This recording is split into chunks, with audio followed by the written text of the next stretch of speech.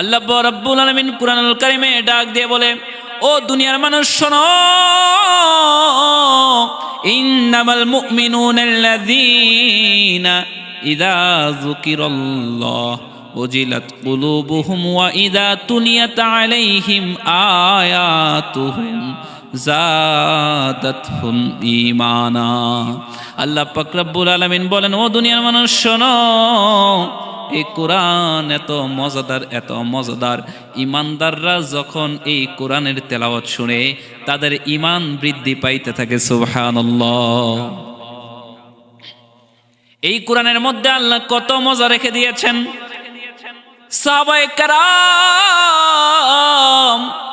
তারা এই কোরআনের সুর শুনে, এই কোরআনের তেলাওয়াত শুনে মুসলমান হয়ে গেছেন। সুবহানাল্লাহ। কেমন মজা এই কোরআনের মধ্যে, কেমন মজা। আল্লাহ পাক রব্বুল আলামিন নিজেই এই কোরআনের প্রশংসা করেছেন। হযরত তুফাইল আদ-দাওসী রাদিয়াল্লাহু আনহু আল্লাহর নবীর বিখ্যাত একজন সাহাবী। এই তুফাইল রাদিয়াল্লাহু আনহু তিনি তার গোত্রের সর্দার ছিলেন, দাউস গোত্রের সর্দার ছিলেন। এমনকি তিনি তার গোত্রের মধ্যে একজন সম্মানিত ব্যক্তি ছিলেন, কবি ছিলেন, সাহিত্যিক ছিলেন। তিনি একবার ব্যবসার কাজে, ব্যবসার উদ্দেশ্যে মক্কায় আসলেন। মক্কায় আসার পর কাফেররা তাকে শুনিয়ে দিল, ও তুফাইল শোনো, তুমি একজন সম্মানিত মানুষ, কবি মানুষ, শিক্ষিত মানুষ, তোমার কাছে আমাদের একটা কথা, আমাদের পক্ষ থেকে একটা নসিহত, আমাদের পক্ষ থেকে একটা কথা, তা হলো আমাদের এই মক্কার জমিনে এমন এক পাগলের আবির্ভাব ঘটছে, যেই পাগলের কথা শুনলে মা সন্তানের মধ্যে, স্বামী স্ত্রীর মধ্যে বিভেদ লেগে যায়, ঝগড়া লেগে যায়। তুমি যেহেতু একজন সম্মানিত মানুষ, তোমার থাকা খাওয়ার সুব্যবস্থা আমরা করতেছি, খবরদার তুমি কিন্তু তার কথা শুনবা না, তার ধারে কাছেও যাবা না। হযরত তুফাইল রাদিয়াল্লাহু আনহু বলেন যে আমি ভয় পেয়ে গেলাম, আমার কানের ভিতরে তুলা দিয়ে রাখলাম। ঘটনাক্রমে একদিন আমি কাবার সামনে গেলাম, যাওয়ার পরে দেখি কে যেন কালামুল্লাহ থেকে তিলাওয়াত করে। আমার কানের মধ্যে মৃদু মৃদু আওয়াজ আসে। কান থেকে তুলাটা সরাই আর চিন্তা করি, দেখি কি পড়ে। আমি তো শিক্ষিত মানুষ, আমি তো কবি মানুষ, সাহিত্যিক মানুষ, ভালো হলে গ্রহণ করব, আর খারাপ হলে এটাও তো আমি বুঝতে পারবো। হযরত তুফাইল রাদিয়াল্লাহু আনহু বলেন, আমি যখন আমার কান থেকে তুলাটা সরাইছি, আল্লাহর নবী সাল্লাল্লাহু আলাইহি ওয়াসাল্লামকে আমি চিনে ফেললাম। তার ব্যাপারে যা যা জেনেছিলাম, তার আকৃতি দেখে যখন চিনে ফেললাম, আমি নবীর কাছে গেলাম। আল্লাহর নবীকে যখন আমি কথাগুলা বললাম, নবী ডাক দিয়ে বলে, তুফাইল শোনো, তুমি আল্লাহর কালামটা শোনো, আমি তোমাকে শোনাতে চাই। আমি যদি ভুল কিছু বলে থাকি তুমি তো বুঝতে পারবা, তুমি তো জ্ঞানী মানুষ। তুফাইল রাদিয়াল্লাহু আনহু আগ্রহ নিয়ে আল্লাহর নবীর সামনে বসে পড়লেন। আল্লাহর নবী সাল্লাল্লাহু আলাইহি ওয়াসাল্লাম তিলাওয়াত করে শোনাইতেছে। আল্লাহর নবী যখন তিলাওয়াত করে শোনায়, তুফাইল রাদিয়াল্লাহু আনহুর দুই চোখ দিয়ে পানি ঝরে, আর ডাক দিয়ে কয়, মুহাম্মদ, আমাকে উল্টা পাল্টা কাফেররা বুঝিয়েছিল, আমার বুঝতে বাকি নাই। এটা অন্য কারোর কথা হতে পারে না, এটা কোনো জাদুর মন্ত্র হতে পারে না, এটা কোনো পাগলের প্রলাপ হতে পারে না। নবী গো, আপনি আমাকে এক্ষুনি কালেমা পড়ে মুসলমান বানায়া দেন। এই হলো কোরআনের আকর্ষণ। আল্লাহ তাআলা ডাক দিয়ে বলে, ও দুনিয়ার মানুষ, ইন্নামাল মুমিনুনাল্লাযীনা ইযা যুকিরাল্লাহ ওয়াজিলাত কুলুবুহুম ওয়া ইযা তুলিয়াত আলাইহিম আয়াতুহুম যাদাতহুম ঈমানা। এটা কোরআন, এটার ভিতরে এত মধু। ইমানদাররা যখন এর তেলাওয়াত শুনে তখন তাদের ঈমান বৃদ্ধি পেয়ে যায়। সুবহানাল্লাহ। এবার তুফাইল রাদিয়াল্লাহু আনহু বললেন, ইয়া রাসূলুল্লাহ, আমি তো মুসলমান হলাম, আমার উপর তো দায়িত্ব চলে আসছে, আমি এবার আমার গোত্রের মধ্যে দিন প্রচার করতে চাই, আমার সমাজের ভিতরে আমার পরিবারের মধ্যে আমি দিন প্রচার করতে চাই। আল্লাহর নবী সাল্লাল্লাহু আলাইহি ওয়াসাল্লাম অনুমতি দিলেন। হযরত তুফাইল ডাক দেয়া কয়, ইয়া রাসূলুল্লাহ, আমি যে আমার কওমের নিকট দাওয়াত দেব, আপনার কাছে একটা আরজি, নবী গো, দয়া করে আপনি আমার জন্য দোয়া করুন, আল্লাহ যেন এমন কোনো অলৌকিক নিদর্শন আমাকে দিয়ে দেয় যেটার মাধ্যমে, যেটার নিদর্শন দেখি আমার কওমকে আমি দাওয়াত দিতে পারি। এই দোয়া যখন চাইলেন, আল্লাহর নবী সাল্লাল্লাহু আলাইহি ওয়াসাল্লাম দোয়া করলেন, আল্লাহকে ডাক দেয়া কয়, আল্লাহ,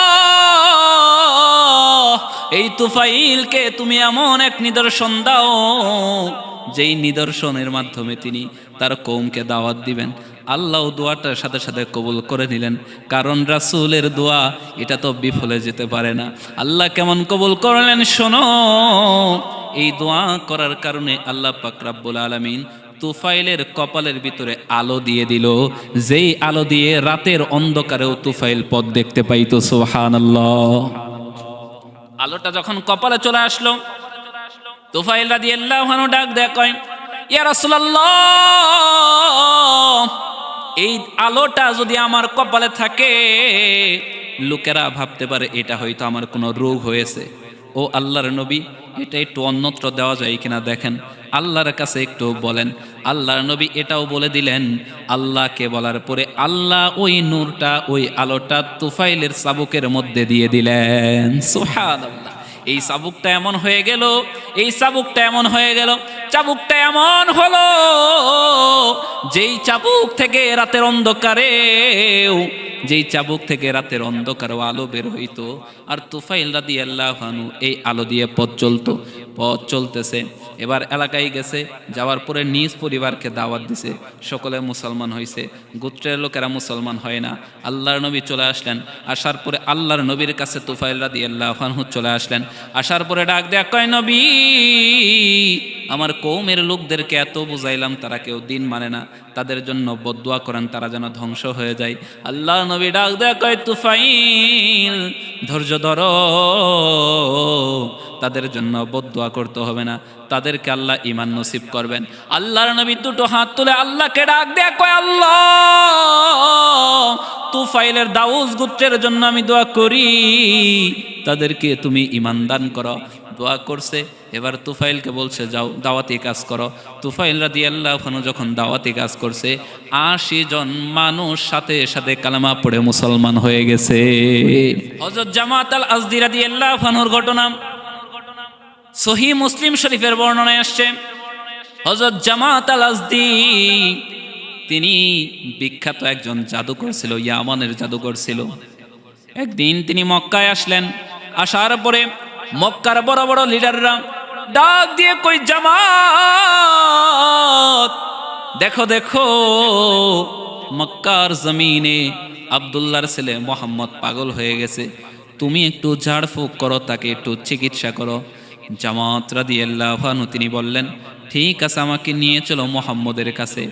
মোহাম্মদের যদি কোনো সমস্যা থেকে থাকে তাহলে আমি ঝাড়ফুঁক করে তাকে ভালো করে তুলব, কারণ আল্লাহ আমাকে এই যোগ্যতা দিয়েছেন, আমি ঝাড়ফুঁক করলে পাগলরাও ভালো হয়ে যায়, ঝিনে ধরা রোগীরাও ভালো হয়ে যায়, এরকম অভিজ্ঞতা আমার আছে, আমাকে নিয়ে চলো। এবার জামাত আল আজদি রাদিয়াল্লাহু আনহুকে যখন নিয়ে গেছে, নিয়ে যাওয়ার পর ডাক দেয়া কয়, মুহাম্মদ, তোমার চিন্তা করার কোনো কারণ নেই, তোমার আর ভয় করার কোনো কারণ নেই, আমি চলে আসছি, আমি তোমার চিকিৎসা করাবো, আমি তোমার ঝাড়ফুঁক করব, তুমি সুস্থ হয়ে যাবে। মুহাম্মদ সাল্লাল্লাহু আলাইহি ওয়াসাল্লাম ডাক দেয়া কয়, জামাত, তুমি যা শুনেছো সেগুলা সত্য নয়, মিথ্যা, এখনই প্রমাণ হয়ে যাবে। আমি পাগল কিনা আমার কথাটা একটু শোনো, আমি জাদুর মন্ত্র পড়ি কিনা এটাও একটু শোনো, কারণ তুমি তো জাদুকর, তুমি তো চিকিৎসক, আমার কথাগুলা ভালো না মন্দ তুমি তো বুঝতে পারবো, আমার কথা শোনো। জামাত বলল, ঠিক আছে বলেন। ডাক দেয়া কয়, জামাত, আমি জাদুর মন্ত্র পড়ি কিনা শোনো। জামাত আল্লাহর নবীর সামনে দাঁড়িয়ে আছে, আল্লাহর নবী সাল্লাল্লাহু আলাইহি ওয়াসাল্লাম বলা শুরু করলেন, আলহামদুলিল্লাহি নাহমাদুহু ওয়া নাস্তাঈনু। আল্লাহর নবী সাল্লাল্লাহু আলাইহি ওয়াসাল্লাম পড়তেছেন, মান ইয়াহদিহিল্লাহু ফালা মুদিল্লা লা ওয়া মান ইউদ্লিল ফালা হাদিয়া লা ওয়া আশহাদু আল্লা ইলাহা ইল্লাল্লাহু ওয়াহদাহু লা শারীকা লা ওয়া আন্না মুহাম্মাদান আবদুহু ওয়া রাসূলুহু। আল্লাহর নবী এটা তিনবার পড়লেন। পড়ার পরে জামাতের চোখের দিকে তাকায় দেখে জামাতের দুই চোখ দিয়ে ঝর্ণার মতো পানি ঝরে। জামাত ডাক দিয়ে কই, মুহাম্মদ, আমি একজন বিখ্যাত জাদুকর, আমার অনেক প্রশংসা হয়, আমি এখন সাক্ষ্য দিতেছি, না না, এটা কোনো মানুষের কথা হতে পারে না, এটা কোনো জাদুর মন্ত্রও হতে পারে না, এটা পাগলের প্রলাপ হতে পারে না। দেরি করতে চায় না, আমাকেও এক্ষুনি কালেমা পড়ায়া মুসলমান বানায়া দাও। এই হলো কোরআনের আকর্ষণ, কোরআনের আকর্ষণ। আল্লাহর নবী সাল্লাল্লাহু আলাইহি ওয়াসাল্লাম যখন কোরআন তিলাওয়াত করেছে, কাফেররা পর্যন্ত হতবাক হয়ে গেছে। কাফেররা পর্যন্ত দিলের কানটা লাগাইয়া কোরআনের তেলাওয়াত শুনেছে। কাফেররা পর্যন্ত এ কথা বলতে বাধ্য হয়েছে, এটা আল্লাহর কালাম, এটা মানব রচিত কোনো কালাম হতে পারে না। সুবহানাল্লাহ।